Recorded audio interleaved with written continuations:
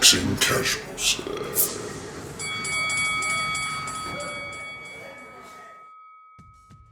Hello and welcome to the Boxing Casuals mini-series. I'm joined by Chris. How you doing, Chris? Yeah, not too bad, Sam. How are you? I'm good. It's been a very, very hectic couple of weeks for all boxing fans. Lots to talk about, but we're going to try and focus in on specifically this AJ versus Fury situation to get started with, aren't we, Chris?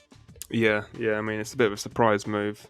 Coming off the back of a loss to Usyk, no one really saw Fury pulling him out of the bag. And I think if he can get over the line, it'd be a pretty good fight for the British fans, to be honest. Do you think it will go over the line?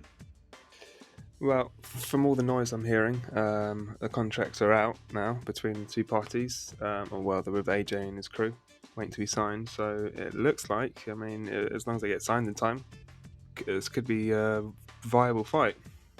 Yeah. Well, that's it. I feel like I'm just naturally sceptical. I think we all are. I'm making out like it's just me. But based on what happened last time, we all got our hopes up for that fight. And it just never materialised due to the Wilder, the arbitration. Yeah, it seemed like that fight was stopped in the 11th hour. I can see why Fury's trying to get this fight. It looks like Usyk doesn't want to fight until next March or something along those lines. And Fury did say he wants to fight out in the end of this year. So he doesn't really make as much money as he'll make against AJ than he will do against anybody else. So it makes sense. I understand why he's doing it. But do you think AJ's in the right frame of mind or the right mental state to take this fight after what we saw post Usyk fight? I mean, in my opinion, no. And I think we did sort of mention this on our little reaction video last time out.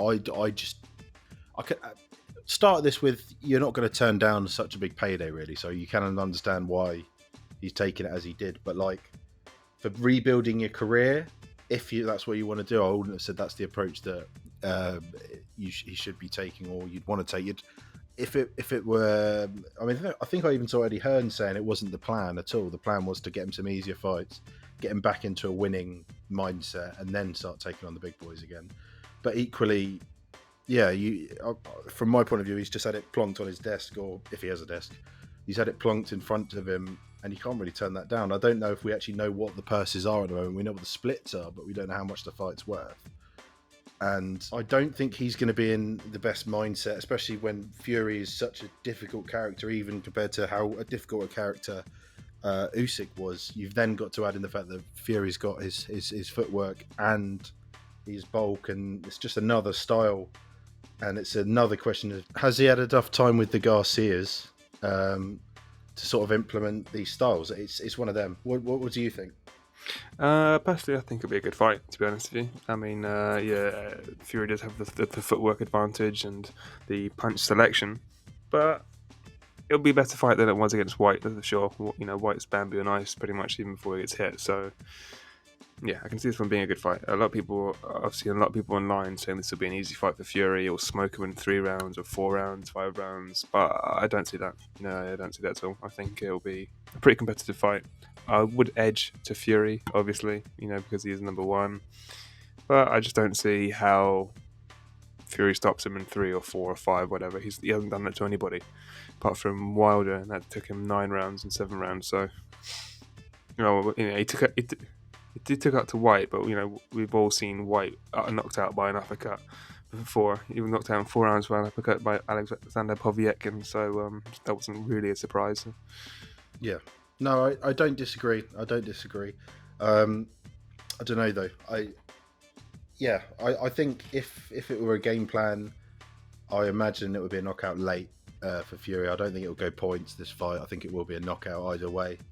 I'm leaning towards Fury as it stands at the moment, but yeah, I'm just skeptical as to. There's a lot. There's a lot of questions. This has been dangled in front of us, and we're all very excited to hear about it. But we don't know the exact date yet. We don't know the location yet. We don't know any of these things. Obviously, we've got speculation around these kind of things, but at the moment, it's all just what if, isn't it? Yeah. So the splits are going to be 60-40 in favour of Fury. I think there's a rematch clause in there somewhere. I'm pretty sure Eddie Hearn tried to negotiate a 60-40 split in favour of AJ in the rematch, but it looks like that's going to be stuck at 50-50, which, is fair enough. I can't see any reason AJ can make too, because he's out of contention for world titles. He's dropped a bit, so I would almost go as far to say it is quite a fair split, that 60-40. Yeah, but more so than I expected. Don't forget, this 60-40 will be 60-40 of a much larger pot than anyone else Fury could get, this sort of money with. So he sort of needs AJ to generate this kind of pot, and I imagine it's going to be quite a high purse once it does get revealed. But he doesn't make this kind of money with anybody else. And do we know who's got the fight yet? Do we know if it's Matchroom and DAZN, or if it's? It's looking like it's going to be a joint pay-per-view between DAZN and BT in the UK, and possibly DAZN and ESPN or Top Rank in the US. So yeah, they're trying to make it best for all parties, which is reasonable. I can't see why they wouldn't come to some sort of agreement. It's going to be one of the biggest fights in boxing history in the UK. So as long as they can try and get everybody happy, that'd be good. So if AJ could beat Fury, how does he do it, do you think? It's difficult. I would say he's got to try and crowd him, and you go to the body.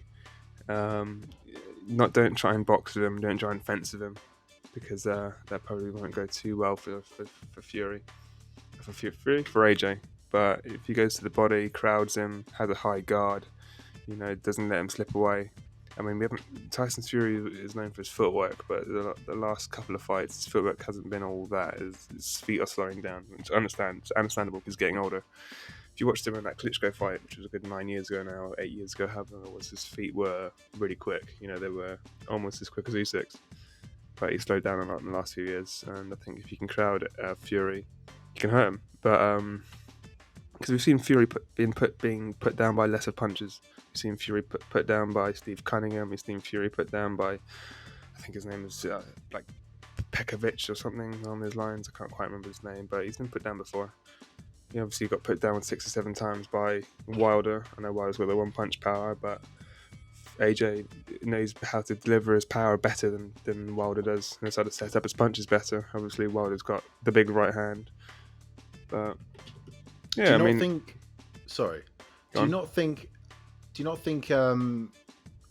AJ? It could be quite a high risk strategy for AJ to go in and swarm him with the notorious gas tank of AJ that we always talk about.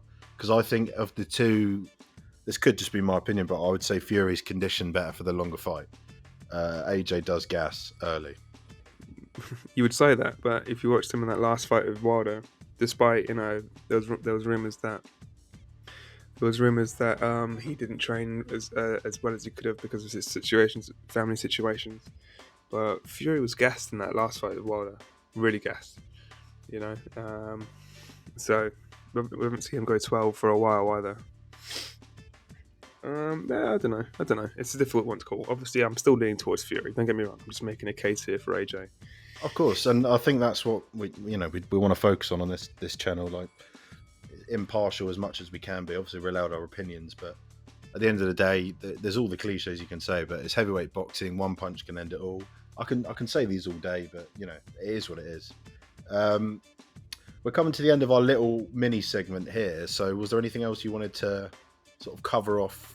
The current proposed date is December 3rd, and that's booked in Cardiff. I'm assuming that's the Principality Stadium, so quite a big venue. Contract's waiting to be signed. Once we get the update, we'll hopefully put it through on our full episode once we release that later on this week. Brilliant. As ever, guys, comment below if there's any topics you want us to sort of carry on with these little mini series. Do feel free to give us a shout. Like, comment, subscribe. Goodbye, you filthy casuals. See you on the next episode. The Boxing Casuals.